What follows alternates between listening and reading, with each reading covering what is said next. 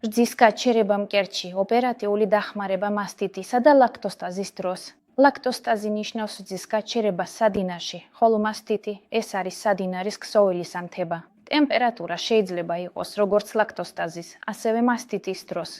ძალიან ეცადეთ, რომ ტემპერატურა 38 გრადუსამდე არ დააგდოთ. თუ შეგიძლიათ გაუძლოთ, გაუძლეთ.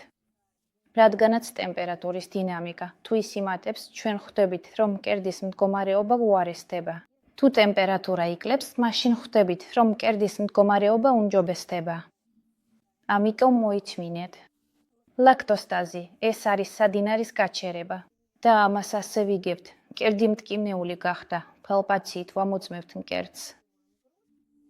აქ ткиვა, აქ არის გამკვრივება, გუნდა და ткиვილის საზღვრები მკაფიოდ არის განსაზღვრული. აი აქ არ ткиვა. მასტიტი ეს არის სადინარის ქსოვილის ანთება, სადაც არის გუნდა ან მყარი, მაგრამ ხშირად ჟელესმაგვარია და ткиვილის საზღვრები ნაკლებად მკაფიოა. მაშ, რა უნდა გავაკეთოთ მასტიტისა და ლაქტოსტაზის დროს?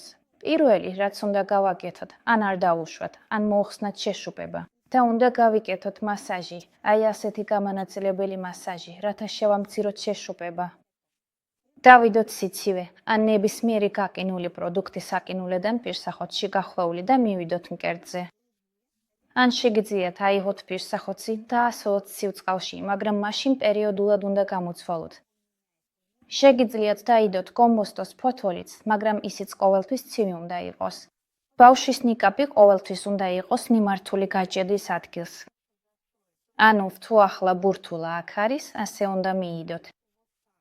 თუ ის ამ მხარესაა, ბავშვს ასე მიიდევთ. თუ ქვემოთა, მაშინ დედა წვება და ასე აჭმევს. კვების შემდეგ ძალიან მნიშვნელოვანია ისევ დაიდოთ სიცივე და გაჭედვის ადგილი წაისვათ. შეგიძლიათ უფრო ფართო ზონაზე წაისვათ ტრავმელის მალამო.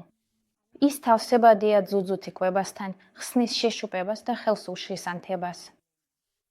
ძალიან მნიშვნელოვანი წესი, ძუძუს შეცვლა. როგორ ვაკეთებთ ამას? არ შეიძლება ჯანმრთელი ძუძუ დაგვავიწყდეს. თუ გაჭედვა მარჯვენა ძუძუში გვაქვს, მაშინ მარჯვენაზე ვადებთ ბავშვს და სრულად ვაცლით. თუ მარცხენა ძუძუთი კვების ჯერია, მარჯვენაზე 2-3 წუთით დაადეთ ბავშვი და შემდეგ სრულად მარცხენა ძუძუთი გააგრძელეთ კვება. აქ კი მაშინვე ცივი კომპრესი დაადეთ. არ დაგავიწყდეთ, რომ კვების შემდეგ მაშინვე ცივს ვადებთ და ტრავმელის მალამოთ ვიზელთ. კვების სიხშირე უნდა იყოს არანაკლებ საათში ერთხელ, რათა სადინარი კარგად დაიცალოს.